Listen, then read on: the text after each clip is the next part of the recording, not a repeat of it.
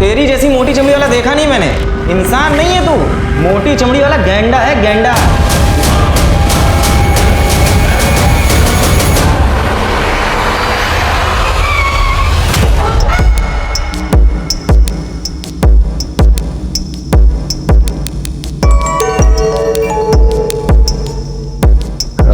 एक रूम दीजिए। आपका नाम? संजीव पटेल। कितने दिन होंगे सर? पता नहीं, एक दिन भी लग सकता है, एक सप्ताह भी। ये रूम नंबर 11 एंट्री कर दीजिए सर। ये मेरा कार्ड है, आप एंट्री कर लीजिए, साइन बाद में कर दूंगा। Okay sir.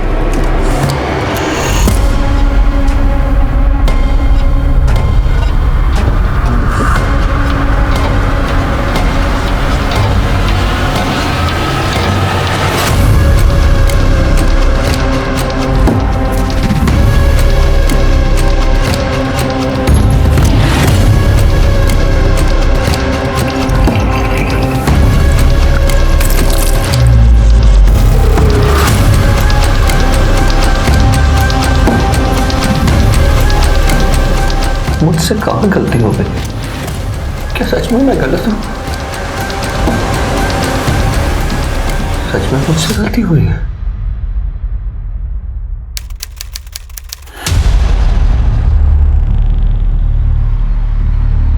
I am proud of you. मतलब मैथ्स में तुमने टॉप किया है। Thanks dad. अब देखना, तुम्हारे 18th बर्थडे पर कितनी बड़ी पार्टी करता हूँ। आप तो कहते हैं कि पार्टी वार्टी में पैसे वेस्ट होते हैं, और मुझे भी ऐसा ही लगता है। देखो बेटा, जब खुशी बहुत बड़ी हो तो उसे बांट लेना चाहिए। और मैं दुनिया को दिखाना चाहता हूँ कि तुम कितनी ब्रिलियंट हो और मुझे तुम पर नाज है। लेकिन डैड, वो मैं आपसे कुछ बात करना चाहती थी। पढ़ाई के बारे में? पढ़ाई के बारे में नहीं, वो मेरा। तुम्हें रूल्स पता है ना? नो टॉक्स एक्सेप्ट पढ़ाई। और तुम्हें तुम्हारी लिमिट पता होनी चाहिए। ओह नो, लगता है मैं फोन घर पे भूल गया। हमें वापस घर जाना होगा।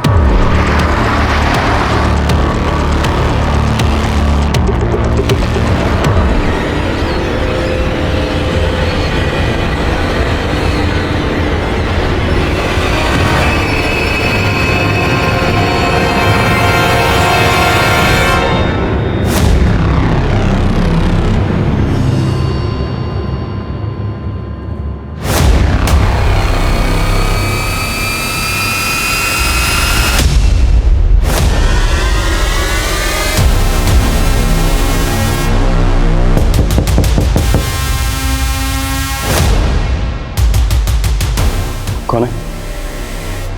तेरा पति तो नहीं होगा? उससे कोई फर्क नहीं पड़ता। फर्क नहीं पड़ता मतलब क्या? चल क्या रहा तुम? वो देख रहा हूँ, कैमरा लगाने से कौन हो रहा है? रिलैक्स। मुझे तो कुछ समझ में नहीं आ रहा। रुको।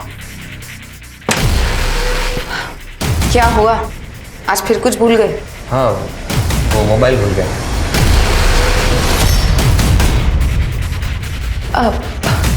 ये वो क्या नाम बताया था तुमने अपना?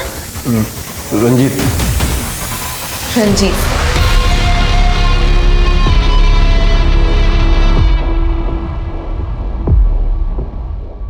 अरे हाँ, वो मुस्कान ने कहा है कि आज उसकी एक्स्ट्रा क्लास है और मुझे भी ऑफिस से आने में देर हो जाएगी।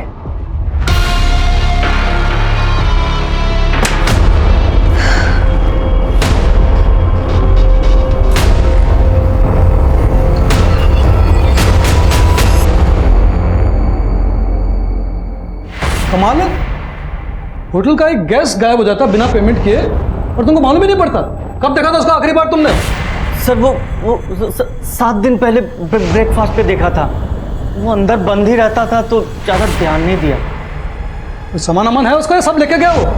हाँ, एक ये ब्रीफकेस छोड़ के गया है, पता नहीं क्यों।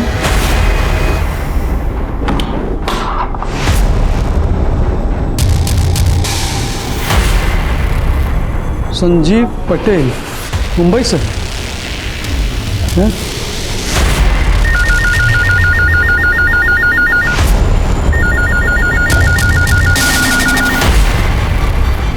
हेलो, नमस्कार, मैं आशुतोष राणा। क्राइम पेट्रोल सतर्क के नए अध्याय शातिर क्रिमिनल में आप सभी का हार्दिक स्वागत करता हूं। हमारी इस श्रृंखला का उद्देश्य आपको अपराधियों के उस घिनौने चेहरे से रूबरू करवाना है जिसे देखकर इंसान तो क्या, इंसानियत भी थर्रा जाए। मनुष्य का दिमाग एक पहेली के जैसा होता है। उसके दिल और दिमाग में क्या चल रहा है इसकी जानकारी पता कर पाना किसी के लिए भी संभव नहीं होता। कुछ रिश्ते ऐसी ही पहेलियों से घिरे होते हैं जिनका ना ओर समझ में आता है और ना ही छोर। रिश्तों में जब यही पहेलियां हद से ज्यादा बढ़ जाएं तो समझ लेना चाहिए कि कहीं ना कहीं कोई अपराध दस्तक दे रहा है। आज का यह केस पता नहीं कितनी ही गुत्थियों से मिलकर बना हुआ है। पुलिस के लिए यह केस बरगद के पेड़ की तरह था जिसकी असली जड़ तक पहुंचना उसके लिए आसान काम नहीं था। वो जितना इस केस को सुलझाने की कोशिश करती, ये केस उतना ही उलझता जाता। इस केस ने सिर्फ गुजरात ही नहीं बल्कि महाराष्ट्र पुलिस की नींद भी हराम कर दी थी। और जब इस केस की सच्चाई सामने आई तो पूरा हिंदुस्तान दहल गया।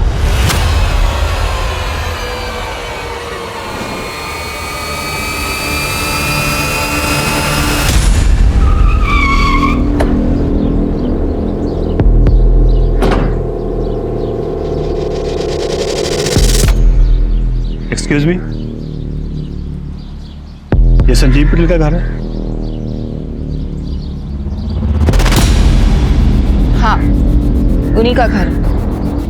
पति है मेरे। मैडम, उनके एंगेज कंप्लेंट है वापी के एक होटल से। क्या कह रहे हैं आप? कैसी कंप्लेंट? मैडम प्लीज आप उन्हें बुलाइए। वो तो पिछले 10 दिनों से किसी काम के सिलसिले में मुंबई से बाहर है। उनका फोन भी बंद आ रहा है। वो वहां से होटल के बिल चुकाए बिना भागे हैं। तमीज से बात कीजिए। मेरे पति अपनी कंपनी के सीईओ हैं। वे चिंदी चोर नहीं है जो 5-10 हज़ार रुपयों के लिए यहाँ वहाँ भागते फिरेंगे। हाँ, मुझसे दूर जरूर भाग सकते हैं। मैडम, मैं आपका फैमिली ड्रामा देखने नहीं आया हूँ। होटल का बिल क्लियर कीजिए वरना हमें मजबूरी में कानूनी कार्रवाई करनी पड़ेगी। रुकिए।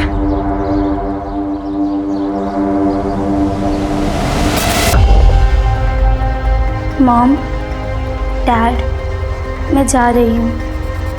मैं उसके बिना नहीं रह सकती और आप लोग उसे एक्सेप्ट नहीं कर सकते। अगर आपको लगे कि आप हमें एक्सेप्ट कर सकते हैं तो प्लीज़ मुझे बता दीजिएगा, मैं वापस आ जाऊंगी। I am sorry. ये लेटर ऑफिस के ब्रीफकेस से मिला है। क्या है ये? मुझे नहीं पता। मेरे गहने भी गायब हैं। मेरी बेटी ऐसा नहीं कर सकती। पता नहीं किसके साथ गई है। उसने तो मुझे आज तक किसी लड़के के बारे में कुछ नहीं बताया। जैसा बाप वैसी बेटी, दोनों ही मेरे साथ कुछ शेयर नहीं करते। अब खड़े क्या हैं? पुलिस को फोन कीजिए। नहीं, पुलिस को नहीं बता सकते। अगर पुलिस को पता चला तो मुस्कान की बदनामी हो जाएगी। वो एक समझदार लड़की है। देखना कुछ दिनों में वापस लौट आएगी। मैडम, क्या बात है? होटल का बिल मैं भर दूंगी, वो आ जाएंगे।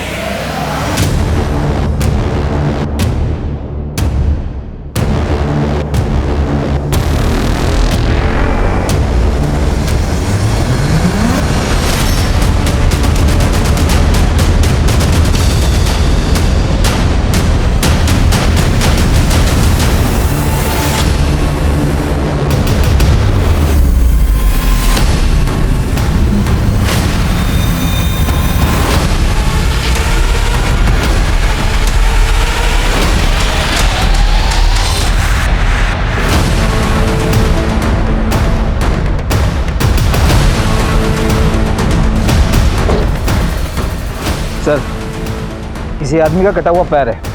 इस पर एसिड भी डाला गया। इसको फॉरेंसिक के लिए भेजो।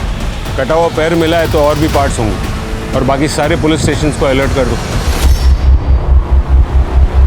आई एम सॉरी पापा।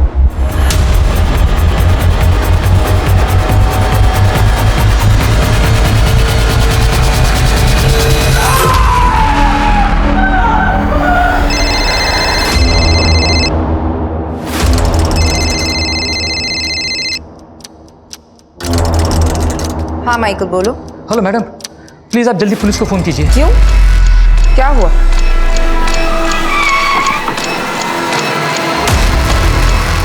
अरे आइए सर, ये देखिए ना क्या हाल कर दिया है। आप? जी मैं मैनेजर हूँ यहाँ का। आज सुबह ऑफिस आया तो ये सब हुआ था सर। मैंने अपने बॉस संजू जी को फ़ोन भी किया था कई बार, लेकिन उन्होंने फ़ोन उठाया नहीं, तो फिर मैंने अपनी मैडम को फ़ोन किया। सिक्योरिटी में कोई तो होगा ना यहाँ पे, बुलाओ उसे। सर सिक्योरिटी निकाल दी थी बॉस ने। एक्चुअली जब से सीसीटीवी कैमरा लगाया था ना, तो सबको निकाल दिया था। वो कहते थे कि गार्ड तो सोता रहेगा, और फिर 20 साल से कुछ यहाँ हुआ नहीं, तो अब क्या होगा। लेकिन देखिए ना सर, वो सीसीटीवी कैमरा भी चोरी कर ले गया। और क्या क्या चोरी हुआ है? सर कल कुछ दवाई के कंसाइनमेंट बॉक्स आए थे, वो भी गायब है। बॉस कहाँ है? 10-12 दिन से बाहर है सर। वापी। कुछ अजीब हुआ था क्या? हाँ सर, कुछ दिन पहले घटना हुई थी।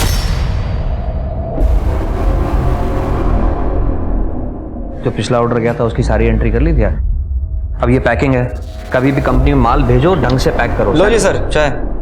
तुझे मैंने पहले भी समझाया था ना, ऑफिस में सिर्फ एक बार चाय लेके आया कर, बार बार मुंह उठा के क्यों चलाता है? ये बुलाएंगे तो आऊंगा ना, वो पैसा बाकी है मेरा। ये लो तुम्हारे पैसे, 40 रुपए काट लिया मैंने। क्यों? क्यों मतलब? क्योंकि तू चाय कम दूध में पानी ज्यादा उबाल कर पिलाता है। मेरे को मेरा पूरा पैसा चाहिए। पैसे तो इतने मिलेंगे, पैसे पूरे चाहिए तो चाय अच्छी पिलाएगा। साला सर बोल दिया तो ज्यादा सर पे चढ़ गया तू। 4 किलोमीटर दूर तक कोई और चाय की दुकान है नहीं।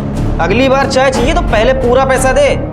देख भाई बिल्लू, बात ऐसी है, पैसे तो तुझे उतने ही मिलेंगे, और ऑफिस में चाय लानी है तो 2 बातें याद रख, चाय अच्छी होनी चाहिए और ऑफिस में दिन में सिर्फ 1 बार। साला तेरी जैसी ना मोटी चमड़ी वाला इंसान देखा नहीं। सही कहते हैं सब, इंसान नहीं है तू, मोटी चमड़ी वाला गैंडा है, गैंडा। चाय वाले ने उसके ऊपर चाय फेंकी और तुम्हारे बॉस ने रिएक्ट भी नहीं किया। सर वो गरीब आदमी है, और बॉस के मन में थोड़ी उसके लिए दया भी रहती है, और आसपास कोई चाय वाला भी नहीं है। तुम्हारे बॉस अक्सर बाहर जाते हैं क्या? जी सर, वापी जाते हैं। वहाँ 2 कंपनीज है जिनके साथ हमारी डीलिंग होती है, एक डेल्टा न्यू और एक रवि फार्मा। मैंने उन्हें भी कॉल किया था, लेकिन उनसे भी कुछ पता नहीं चला सर। क्या वो कभी ऐसे पहले भी गायब हुए थे? नहीं, ऐसा तो नहीं हुआ। एक काम करो, ये जो चाय वाला है क्या नाम है उसका? बिल्लू। हाँ, इसे थाने भेजो। मेरी कंपनी एक्सपेंड हो रही है, इसीलिए मैंने आपको हायर किया है। दिन रात मेहनत की है इस कंपनी को खड़ा करने के लिए मैंने, और मैं चाहता हूं कि मेरा सारा स्टाफ भी दिन रात मेहनत करे, बस कोई गलती नहीं होनी चाहिए। हाँ, बिल्कुल सर, बिल्कुल। सर मैंने आपके बारे में बहुत कुछ सुना है, और सच कहूँ सर मैं बड़ा खुशनसीब हूँ कि मुझे आप जैसे आदमी के साथ काम करने का मौका मिला है। जितना जल्दी काम को समझ जाएंगे उतना ही अच्छा है, क्योंकि कुछ दिनों के बाद मेरी शादी है, और उससे पहले अगर आप लोग काम समझ जाएंगे तो मुझे मेरी शादी के दिन कोई टेंशन नहीं रहेगा। बहुत बहुत मुबारक हो सर, बहुत बहुत मुबारक हो। और सर आप बिल्कुल टेंशन मत लीजिए, मैं यहाँ काम संभालने तो आया हूँ। इनफैक्ट सर मैं आपके शादी के काम में भी आपकी हेल्प करूँगा। जिस काम को करने आप आए हैं वही काम कीजिए। मुझे मेरी कंपनी के लिए काम करने वाले लोगों की ज़रूरत है, चापलूसों की नहीं। सर फॉरेंसिक रिपोर्ट आ गई है। हमें एक आदमी का एक पैर और हाथ की 2 उंगलियां मिली। फॉरेंसिक टीम का कहना है कि ये बॉडी पार्ट्स किसी 40 से 45 साल के आदमी के। पर अजीब बात है सर कि जब उसके बॉडी पार्ट्स काटे जा रहे थे तब तक वो आदमी जिंदा था।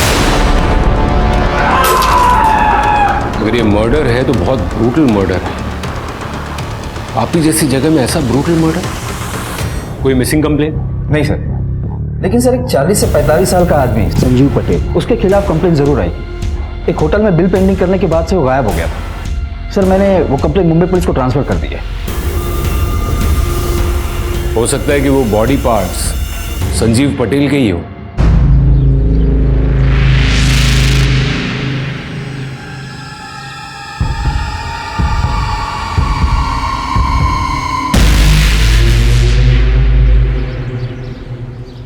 सर इधर और भी बोन्स हैं। लगता है 1 से ज्यादा विक्टिम्स थे सर। किसको मार के दफनाए हैं यहाँ पे? साहब हमने किसी को नहीं दफनाया। कुछ लोगों ने बोला कि ये घर काफ़ी टाइम से खाली पड़ा है तो रहने आ गए। तुमसे पहले कौन रहता था यहाँ पे? नहीं पता साहब, पर लोगों का कहना है कि एक भरा पूरा परिवार रहता था यहाँ पे।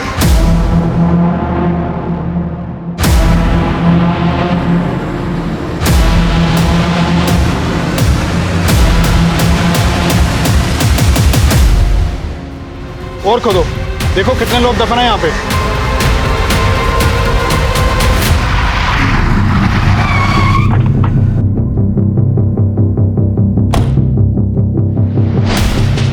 आखिर ये संजीव पटेल गायब कहाँ हो गया? कहाँ गया होगा वो? हमें कैसे पता सर कहाँ गया होगा? हमें तो वो खुद चुना लगा गया। तो अच्छा हो कि घर से उसका पेमेंट आ गया। उसके बारे में और कोई जानकारी? कोई उससे मिलने आता था या वो कहीं किसी को मिलने जाता था? नहीं सर, ऐसा तो कुछ भी नहीं है। उसने तो हमें सख्त हिदायत दी थी कि उसको कोई डिस्टर्ब ही नहीं करे। सर ये केस छोड़ के गया है।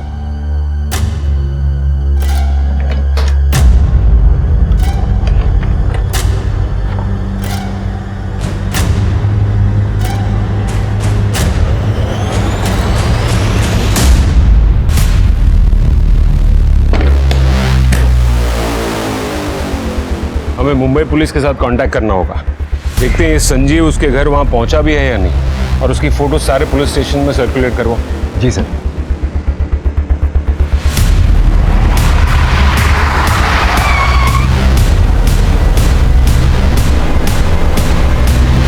हेलो सर, मैं SI Patnaik. Vapi head office से फ़ोन आया था कि आप संजीव पटेल केस के सिलसिले में मुंबई आ रहे हैं। कोई अपडेट? नहीं सर, वो अभी भी मिसिंग है। ये है उसके केस की फाइल। सर उसके घर में उसकी बीवी दीप्ति और उसकी टीनेज बेटी मुस्कान। अच्छा खासा फार्मास्यूटिकल का डिस्ट्रीब्यूशन का बिजनेस है सर, लेकिन फैमिली में कुछ प्रॉब्लम है। पड़ोसियों को शक है कि दीप्ति का किसी और के साथ अफेयर चल रहा था। सर फिर तो ये ओपन एंड शट केस। इस दीप्ति ने अपने लवर के साथ मिलकर संजीव को मरवा दिया होगा। हो सकता है। सर एक और बात है सर संजीव के फार्मा कंपनी में कुछ दिन पहले लूटपाट हुई थी, और लूटपाट में जो कंसाइनमेंट लूटा गया था वो अभी तक मार्केट में ट्रैक नहीं हुआ है। डेल्टा न्यू कंपनी में बना साइकेट्रिक ड्रग्स था सर। दिनेश, ये दवाइयाँ तो इलीगली नशे के लिए यूज़ की जाती ना? जी सर। अच्छा सर एक और बात भी है सर, एक चाय वाला है बिल्लू। बिल्लू चाय वाला? जी हाँ सर, संजीव के साथ उसका कई बार झगड़ा हुआ है सर। जिस दिन से संजीव गायब है उस दिन से ये चाय वाला भी गायब है। तुम सबसे पहले ये संजीव की बीवी, क्या नाम बताया उसका? सर दीप्ति। दीप्ति, सबसे पहले उसे बुला। जी सर। दीप्ति, मैं तुम्हारे साथ सिर्फ घर बसाना नहीं चाहता, बल्कि मैं तुम्हारे साथ अपनी पूरी दुनिया बसाना चाहता हूँ। वो दुनिया जहाँ बहुत पैसा हो, बड़ी बड़ी गाड़ियाँ हों, बंगले हों, और इसको पाने के लिए मेहनत कर रहा हूँ, दिन रात पसीना बहाता हूँ, सिर्फ इसलिए कि वो मुकाम हासिल कर सकूँ। देखो दीप्ति, मुझे एक ऐसा जीवन साथी चाहिए जो मेरे इस पैशन को समझ सके, मुझे समझ सके, जो हर कदम पर चाहे जैसा भी वक्त हो मजबूती से मेरे साथ खड़ा रहे। और मैं वादा करता हूँ कि तुम्हें और हमारे आने वाले बच्चे को इस दुनिया की सारी खुशियाँ दूंगा। लेकिन अगर आप बस बातें ही करते रहेंगे तो बच्चे कहाँ से आएंगे?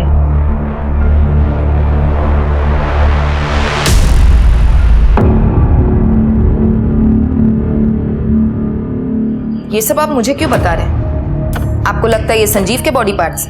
वो तो डीएनए टेस्ट के बाद पता चल ही जाएगा। किसके साथ करेंगे डीएनए टेस्ट? वो अनाथ है। क्यों? आपकी और संजीव की एक बेटी तो है ना? हाँ है, लेकिन वो मिसिंग है। क्या? हाँ, वो संजीव के जाने से कुछ दिन पहले ही घर से गायब हो गई। आप दोनों की बेटी गायब हो गई थी और आपको और आपके पति को जरा भी ऐसा नहीं लगा कि आपको पुलिस कंप्लेन करनी चाहिए? संजीव को पुलिस को इन्वॉल्व नहीं करना था। उन्हें यकीन था कि मुस्कान वापस आ जाएगी। और आप चाहती हैं कि हम आपकी इस बात पर यकीन कर लें। मैडम, आपके पति गायब हुए हैं और पुलिस को बॉडी पार्ट्स मिले, लेकिन वो बॉडी पार्ट संजीव के है या नहीं उसकी पुष्टि करना अब भी बाकी, क्योंकि उसके कोई रिश्तेदार तो है नहीं, और आपकी और संजीव की बेटी वो भी गायब है। और आपको देखकर ऐसा लगता है कि आपको इस पूरी बात से कोई फर्क नहीं पड़ता। तो आपको क्या लगता है संजीव का खून मैंने करवाया है? मैं ऐसा क्यों करूंगी? अपने अफेयर्स की वजह से। ये मेरा और संजीव का पर्सनल मैटर है। सच सच बताइए, आपने अपने अफेयर्स को छुपाने के लिए ही संजीव का मर्डर करवाया ना? कौन सा अफेयर? हाल फिलहाल में तो मेरे 3 अफेयर्स चल रहे हैं।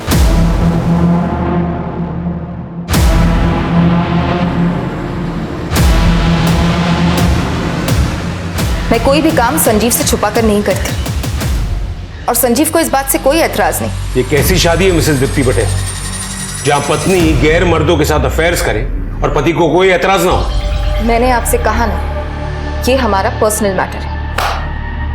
अपने तीनों आशिकों के नाम और नंबर्स लिखिए। आप मेरे पीछे टाइम वेस्ट कर रहे हैं। मैं कोई भी काम संजीव से छुपा कर नहीं करती। हम एक ओपन मैरिज में हैं। आप माने या ना माने, लेकिन सच तो ये है कि मैं अपने पति संजीव से बहुत प्यार करती हूं। इसलिए प्लीज मेरे पति और मेरी बच्ची को ढूंढ दीजिए।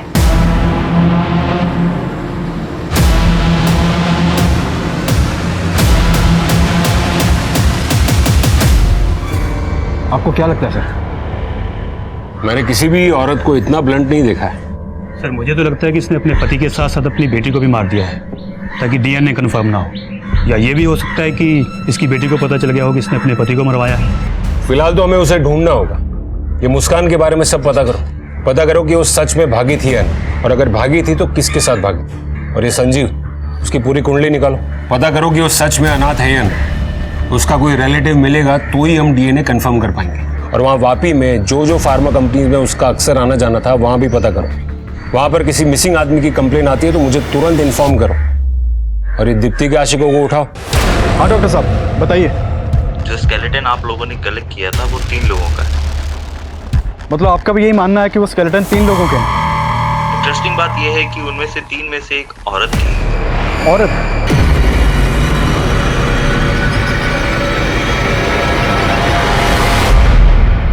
सर मेरी वापी की फार्मा कंपनी से बात हुई। उनका कहना है कि उनकी संजीव के साथ कोई मीटिंग नहीं होने वाली थी।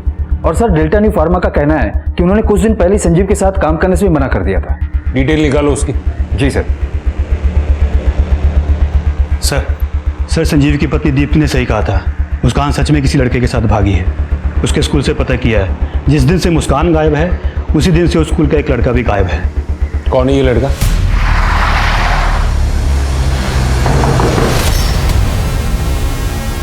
अरे सर आप लोग यहाँ? आपका हालचाल जानने आए। मिस्टर पटेल की बेटी को लेकर भागा है ना आपका बेटा? मेरा बेटा?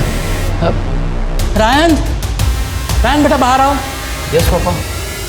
सर मेरा एक ही बेटा है, ये रहा। तुम्हारे और मुस्कान के बीच कुछ चल रहा है क्या? कुछ भी नहीं सर, वो मेरी स्कूल में पढ़ती है और कभी कभी मुझे मैथ्स में हेल्प करती है। तो जब मुस्कान गायब थी उसके बाद 2 दिन मंडे और ट्यूसडे को तो स्कूल क्यों नहीं गया? बीमार था सर वो। आपको यकीन नहीं आ रहा सर? 1 मिनट सर, मैं आपको डॉक्टर का प्रिस्क्रिप्शन बताता हूँ। इसका मोबाइल लो और मोबाइल लोकेशन चेक करो। नहीं सर, मोबाइल नहीं है इसके पास। नहीं, मतलब था 8 महीने पहले था उसके पास मोबाइल, वो मैंने बंद करा दिया था। एक्चुअली क्या सर, वो थोड़ा बिल भी ज़्यादा आ रहा था और इसका पढ़ाई में मन नहीं लग रहा था। मन तो इसका कहाँ लग रहा था ये तो हम पता लगा ही लेंगे।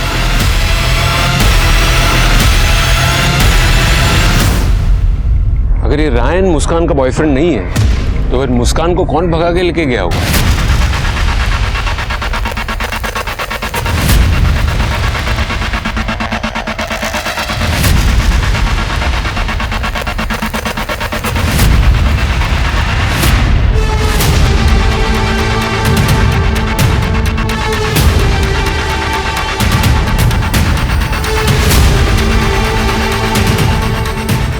सॉरी पापा।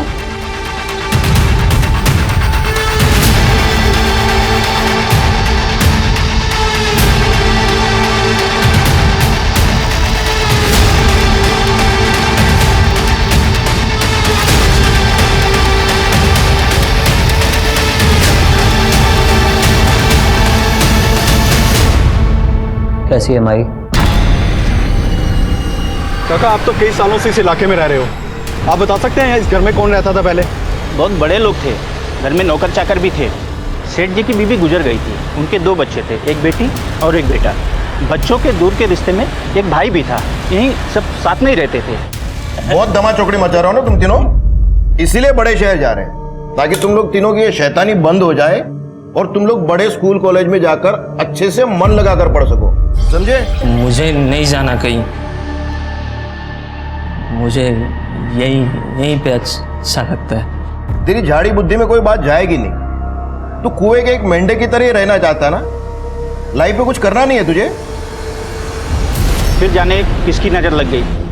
काका आपने बताया कि इस घर में 4 लोग रहते थे और एक नौकरानी थी। लेकिन हमें तो यहाँ पर 3 लोगों की हड्डियाँ मिली हैं। पता नहीं साहब, ये उस परिवार के लोगों की हड्डियां हैं या वो परिवार किसी और को दफना के निकल लिया। अच्छा दिनेश, उन लोगों का यहाँ कोई पुराना सामान पड़ा है? हाँ जी, जैसा था वैसा ही है। चलो देखा।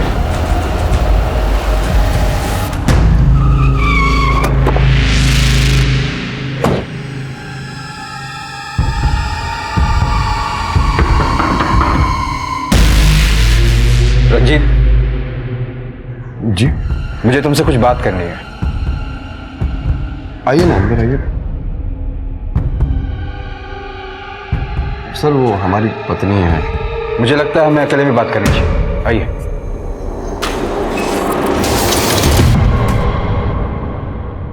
दीप्ति पटेल को जानते हो? उनका कहना है कि तुम्हारा उनके साथ अफेयर चल रहा है। क्या ये सच है? सर ये सब सरासर गलत है सर। झूठ और सच का हम पता लगा लेंगे। गाड़ी में बिठाओ इसे। अरे सर मैंने कुछ नहीं किया सर, मैं सच कह रहा हूँ सर। मुझे फंसाया जा रहा है सर।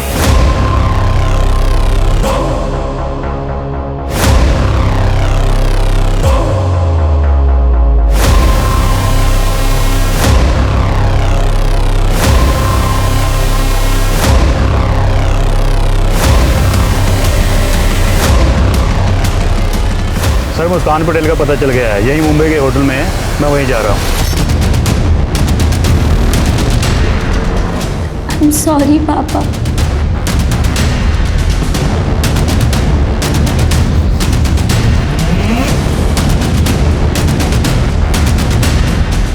मुस्कान पटेल का आरोपी है।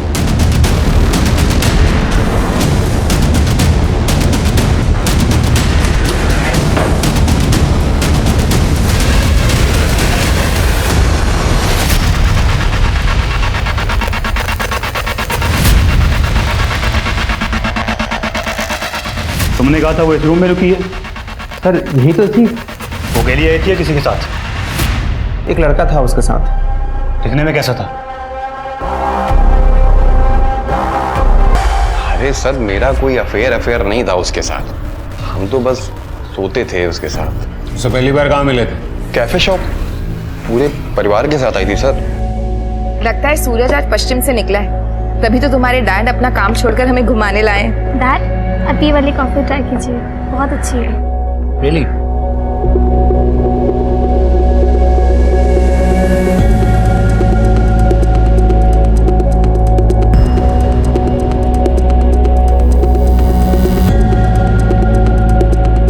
एक औरत सामने से खुद ऑफर कर रही हो तो गधा ही होगा जो मना करेगा। हम भी चले गए। एक दिन उसके पति ने हमको पकड़ लिया, हमें लगा हम गए, लेकिन थोड़ी देर बाद जब दीप्ति ने दरवाजा खोला तो उसके पति ने कोई रिएक्ट ही नहीं किया। ऐसा लगता था कि जैसे दीप्ति के साथ ये रोज हो रहा हो। और फिर क्या था, हम भी रोज मिलने लगे उससे। समझ रहा हूँ, सब कुछ समझ रहा हूँ। तेरी ऑनलाइन हिस्ट्री चेक की है। माँ बेटी के फैंटेसी वाले वीडियो देखने का बहुत शौक है ना तुझे? कहीं ऐसा तो नहीं कि तुम लोगों ने मुस्कान पर प्रेशर बना कर रखा था? ये संजीव को तो उसकी बीवी की परवाह नहीं थी, लेकिन जब उसे पता चला होगा कि तुम लोग मुस्कान को भी इन्वॉल्व करना चाह रहे हो तो उसे गुस्सा आ गया होगा और इसीलिए तुम लोगों ने संजीव का खून कर दिया।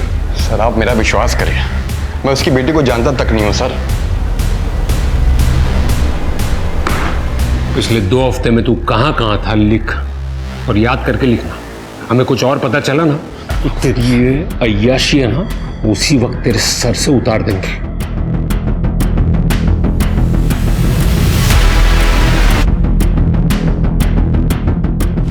दिनेश, इस पर नजर रखो और दीप्ति के बाकी के 2 लवर्स को भी उठा के ले जाओ।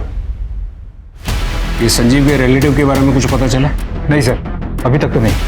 सर जिसके साथ मुस्कान भागी थी उसकी आइडेंटिटी कंफर्म हो गई है। उन लोगों ने झूठ बोला था। चलो चलो।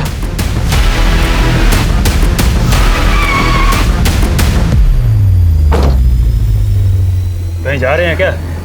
जी सर, वो वाइफ के मैके जा रहे हैं हम लोग। तो प्लान पोस्टपोन कर दो, अभी आपको हमारे साथ आना होगा। सर क्या हुआ सर? क्या हुआ सर? सर क्या हुआ? सर हमने कुछ नहीं किया सर। सर सच कहता हम लोगों ने कुछ नहीं किया सर।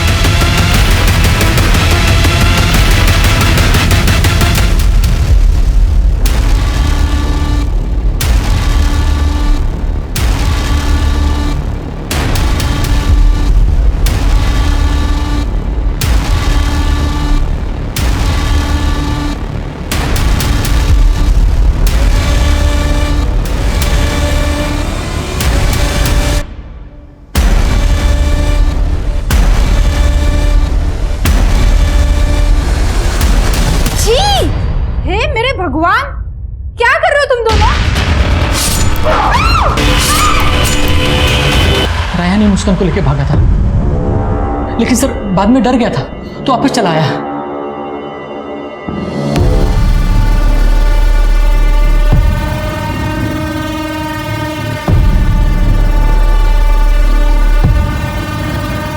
आई एम सॉरी मुस्कान, लेकिन मैं ये नहीं कर सकता। मैं घर जा रहा हूँ, तुम भी प्लीज़ अपनी घर चली जाना। सर मैं और मुस्कान बचपन के दोस्त हैं और हम जानते थे संजीव सर हम दोनों के रिलेशन के लिए कभी रेडी नहीं होंगे। मुस्कान कहाँ है? सर मुझे नहीं पता वो कहाँ है। तू संजीव पटेल की बेटी के साथ जिंदगी बिताना चाहता है? हाँ, पता है ना कैसा आदमी है वो? कैसा है वो? कैसा है वो संजीव पटेल? सर बड़ा अजीब आदमी है सर वो।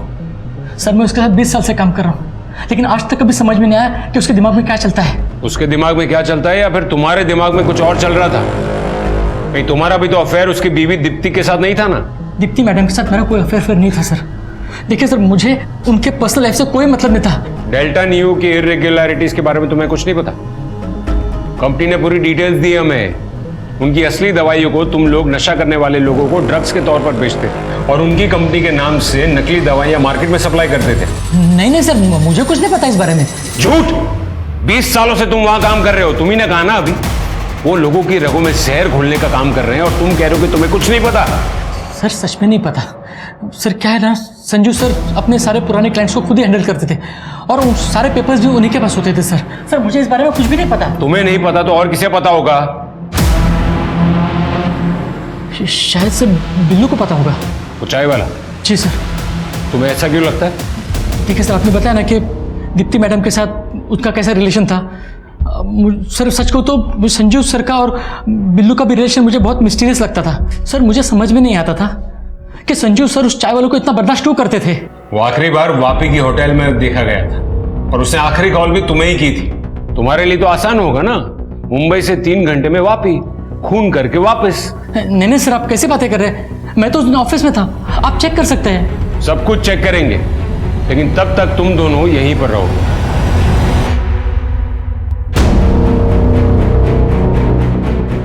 सर ये माइकल बार बार कह रहा है कि इसे कुछ नहीं पता, जबकि घूम फिर के खुद ही बीच में आ रहा है। सर नागपुर पुलिस से फोन आया था, बिल्लू को पकड़ लिया गया, उसे हम मुंबई लेकर आ रहे हैं। ये संजीव पटेल का केस पहेली की तरह उलझता ही जा रहा है और इस पहेली को सुलझाने के लिए हमें उसके पास्ट को खंगालना होगा। वैसे भी हम पक्के तौर से कह नहीं पा रहे हैं कि जो बॉडी पार्ट्स मिले हैं वो संजीव के हैं या किसी और के। मुझे तो ये समझ में नहीं आ रहा है कि जिसके बॉडी पार्ट्स काटे जा रहे हैं वो संजीव है या फिर जो बॉडी पार्ट्स काट रहा है वो संजीव है। और उसकी बेटी, उसके बारे में भी हमें अब तक कोई क्लू नहीं मिला। यही तो मैं भी जानने आई। जवाब दीजिए मेरे सवाल का। कहां है मेरे पति और मेरी बेटी? आप लोग अभी तक उन्हें ढूंढ नहीं पाए? और तुम, हिम्मत कैसे हुई तुम्हारी? इतने एहसान किए हमने तुम्हारी फैमिली पर और तुमने ये सलाह दिया? एहसान करने वाली आई बड़ी। तेरे पति की सेवा की मैंने 20 साल, गुलामी की मैंने उसके साथ। पगार देना, पैसा देना, सैलरी देना मतलब कोई एहसान नहीं करना होता है। और हाँ, तेरी हिम्मत कैसे हुई मेरे बेटे को चिल्लाने की? अरे जाके अपनी बेटी को संभाल। लेकिन नहीं, तुझे तेरी अय्याशों से फुर्सत मिले तब ना।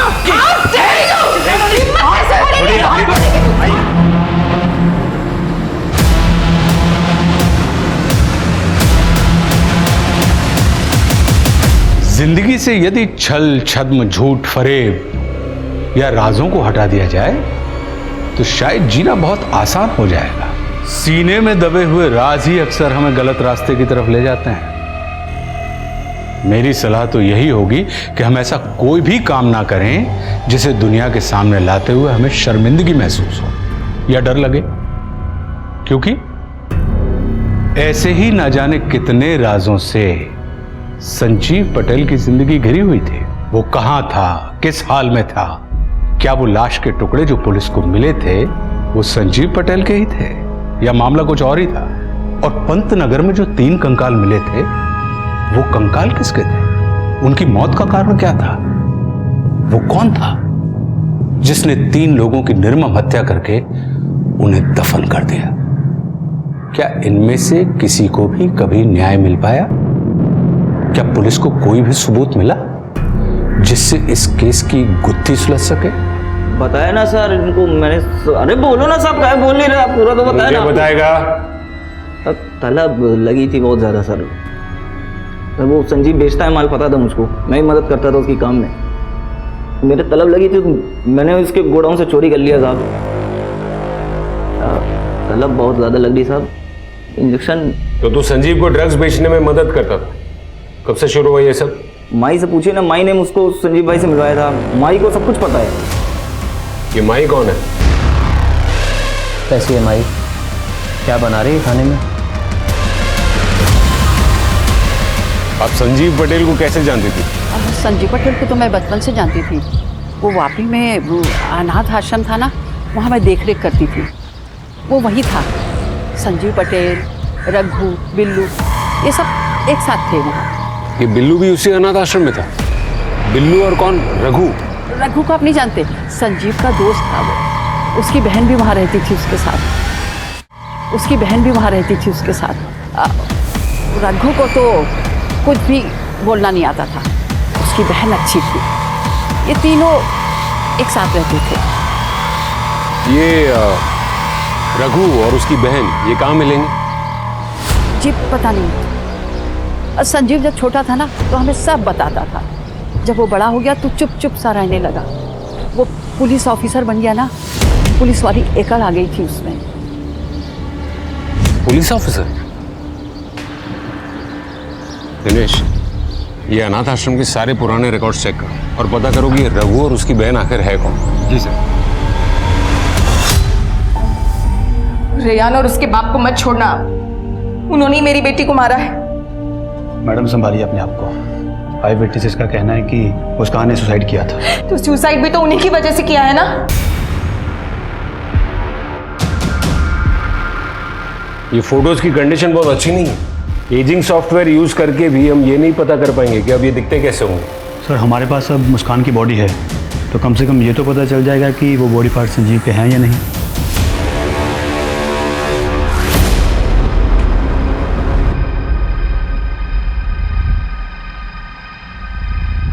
ये कुछ देखा देखा सा नहीं लग रहा है। आई एम सॉरी सर, पर मुझे कुछ याद नहीं आ रहा है। पर मुझे याद आ गया और समझ में भी आ गया कि ये केस एक पहेली की तरह उलझा हुआ क्यों था। ये केस नहीं उलझा था, हमें उलझाया गया था। दिनेश, चलने की तैयारी करो। पर हम जा कहाँ रहे सर? लॉन्ग ड्राइव पर।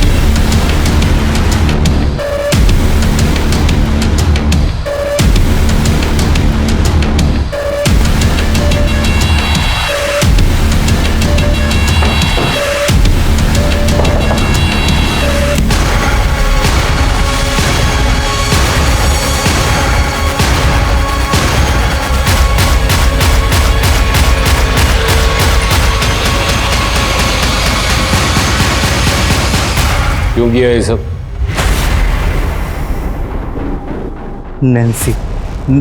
नैन्सी जो कहेगी वो करना पड़ेगा ना। मैं रेयान की मदर हूँ। मुझे अपने बेटे और पति की जमानत करनी है। ये लीजिए पेपर्स।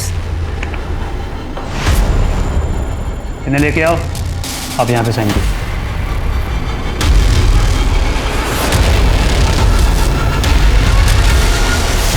जो भी करना जल्दी करो। हाँ, मुझे कॉल करके खबर करते रहना। चाय।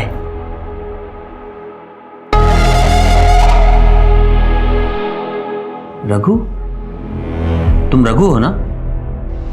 तुम कहाँ गायब हो गए थे? अपने पैरों पे खड़ा होना था ना, तो यहाँ आ गया। वेटर का काम करता हूँ, पैसे भी मिलते हैं। ये तो बहुत अच्छी बात है। Very good. अपना घर भी बनाया है, देखोगे? इस वक्त?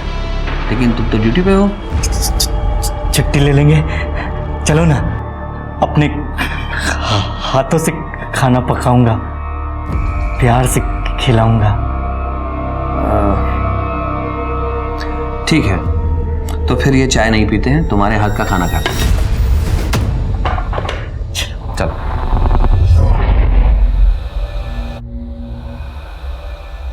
अच्छा, तो यहाँ रहते हो तुम? बहुत अच्छी जगह है।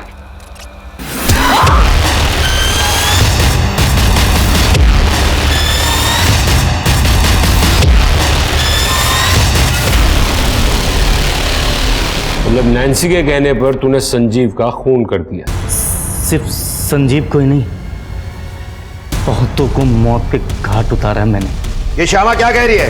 मैं तुमसे पूछ रहा हूं, ये श्यामा क्या कह रही है? तुम और रघु दोनों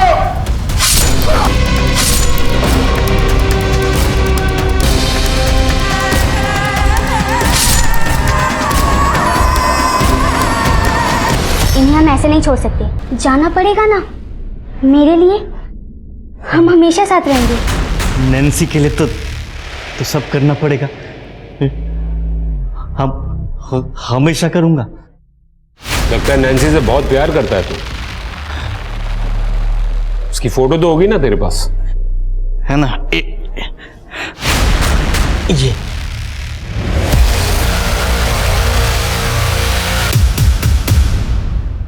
इतनी परफेक्ट प्लानिंग, तुम तो हमें गच्चा देने ही वाले थे। तो अब बताओ, तो तुम्हारे लिए सब ठीक ठाक चल ही रहा था, तो फिर ये किया क्यों?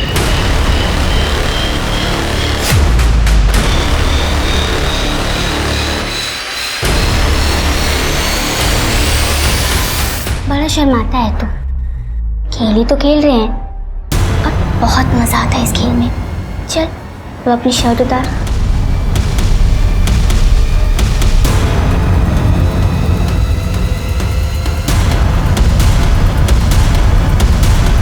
जी क्या कर रहे हो तुम दोनों?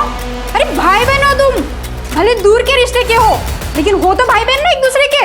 और तुम आने दो तुम्हारे बाबा को, सब बताती हूँ मैं। अगर इसने बाबा को बता दिया तो वो हमें मिलने नहीं देंगे। और तू मुझे बहुत अच्छा लगता है। मुझे भी तो अच्छी लगती है। जो मैं कहूँगी वो करेगा। और फिर तुम दोनों ने सबको मार दिया और अनाथ आश्रम में जाकर रहने लगे। क्या तुम्हें संजीव हुआ और फिर तुमने संजीव से शादी कर ली? हाँ, संजीव बहुत मेहनती था। मैं जानती थी वो अपनी जिंदगी में कुछ ना कुछ अच्छा जरूर करेगा। और अनाथ आश्रम वालों की मदद से रघु को उस होटल में नौकरी मिली। तुमने शादी के बाद भी अपने शौक कायम रखे? तो और क्या करती मैं? संजीव को अपने काम से फुर्सत ही नहीं थी। अब बॉडी की भी नीड होती है ना। संजीव को सब पता था लेकिन उसने कभी कुछ रिएक्ट ही नहीं किया। उसका अटेंशन पाने के लिए मैंने उसे प्रोवोक करना शुरू किया, दूसरे मर्दों के साथ अफेयर्स किए। लेकिन वो तो जैसे पत्थर का बना था। अगर उसके दिल में किसी के लिए प्यार था तो वो सिर्फ मुस्कान के लिए।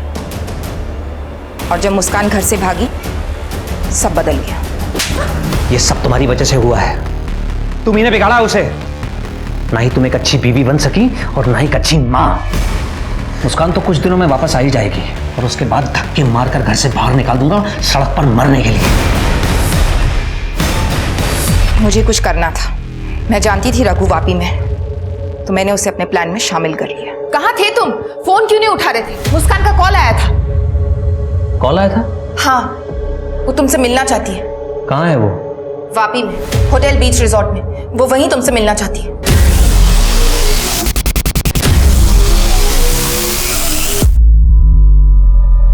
तो तुम ये कहना चाहती हो कि संजीव ने तुम्हें निग्लेक्ट किया इसलिए तुमने ये सारे अफेयर्स चलाए। तो फिर रघु को क्यों सेड्यूस किया?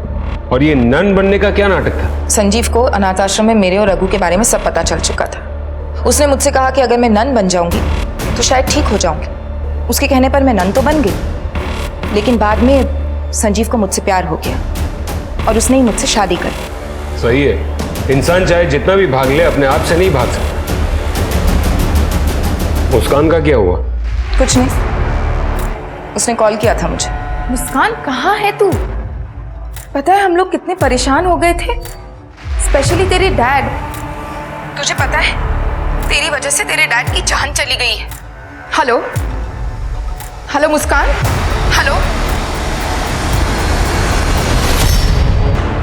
एक पत्नी का तो फिर भी समझ में आता है कि वो अपने पति को मार सकती है, लेकिन एक माँ अपने बच्चे के साथ ऐसा कैसे कर सकती है? मैंने कुछ नहीं किया, ना ही मैं किसी को मारना चाहती थी। मैं तो बस चैन से अपनी जिंदगी अपने तरीके से जीना चाहती थी। अब अगर मेरा तरीका समाज के तरीकों से अलग है तो मैं क्या करूं? इस समाज में एक अदालत भी है, इसके अपने तौर तरीके। तो बाकी का पूरा चैन सलाखों के पीछे लेके जाइए। मिलता है कि अति किसी भी चीज की अच्छी नहीं होती। बहुत आगे पहुंचने की दौड़ में हम अक्सर कहीं भी नहीं पहुंच पाते। इस केस में सबने अति कर दी थी। रघु को यह भरोसा था कि दीप्ति उससे शादी करेगी। उसने दीप्ति के लिए गुनाहों की अति कर दी।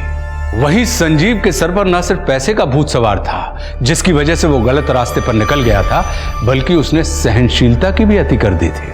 अपनी बेटी मुस्कान को माता पिता दोनों का प्यार देने की जिद में वो अपनी जिंदगी गंवा बैठा। वो समझ चुका था कि दीप्ति उसके प्यार के लायक नहीं है, फिर भी वो सिर्फ मुस्कान के लिए दीप्ति की शर्मनाक हरकतें झेलता रहा और दोनों मिलकर पति पत्नी का स्वांग रचते रहे। पति पत्नी का साथ कहने को तो 7 जन्मों का होता है, लेकिन जब कोई रिश्ता मर चुका हो तो उसे जबरदस्ती जिंदा रखने की कोशिश बेकार होती है। और कई बार इसी खींचातानी में अपराध का जन्म हो जाता है। जिस रिश्ते में प्यार और सम्मान हो वही असली रिश्ता होता है। जबरदस्ती के रिश्ते पैरों की जंजीर बन जाते हैं। इसी के साथ मैं आशुतोष राणा आपसे विदा लेता हूं। हम फिर मिलेंगे एक नई कहानी के साथ जो आपको रखेगी सतर्क और जिंदगी को सुरक्षित। तब तक अपना और अपनों का ख्याल रखिए और देखते रहिए क्राइम पेट्रोल सतर्क। जय हिंद।